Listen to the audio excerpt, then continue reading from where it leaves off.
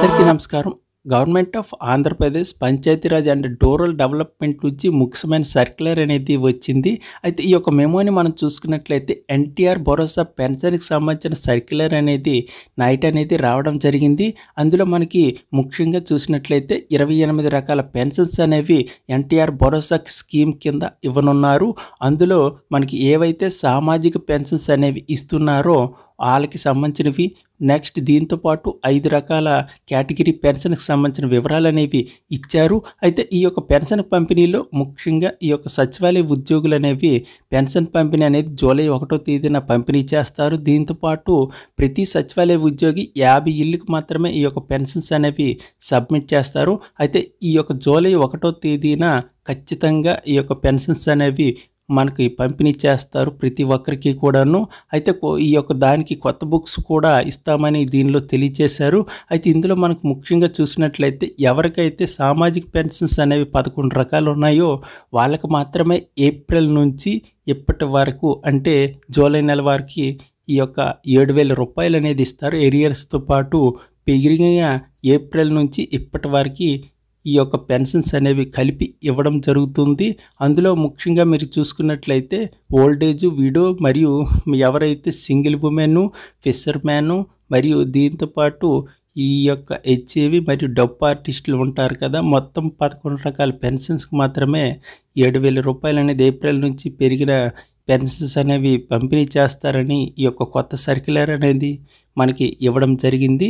ఎవరైతే ఈ యొక్క డిజబిలిటీ వారికి అయితే 3,000 నుంచి 6,000 చేశారో వాళ్ళకి మాత్రం ఈ యొక్క జూలై నెల నుంచి కొత్త పెన్షన్ అనేది 6,000 రూపాయలు అనేది ఇవ్వనున్నారు.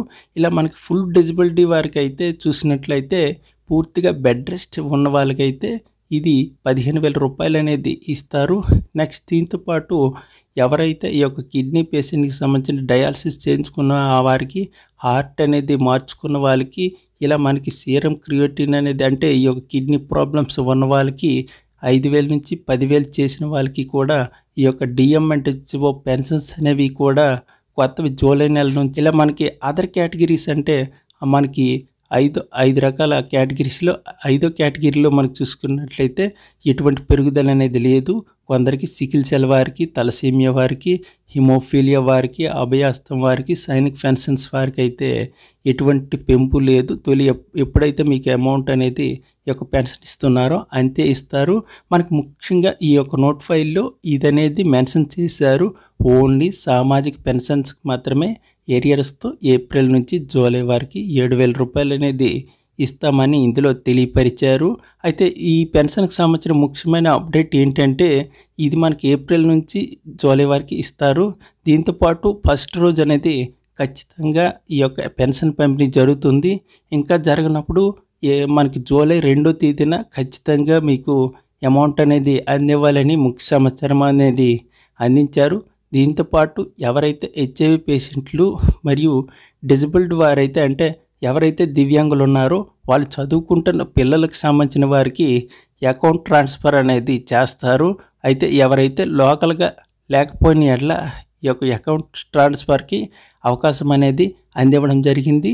ఎవరైనా సరే మీరు లేనప్పుడు మీ యొక్క అకౌంట్స్కి అనేది ఈ యొక్క అమౌంట్ అనేది పంపించనున్నారు. అయితే ఇది మనకి ముఖ్యమైన సమాచారం. దీంతోపాటు పెన్షన్కి సంబంధించిన ఈ యొక్క కొత్త బుక్స్ కూడా పంపిణీ అనేది చేస్తారు త్వరలో.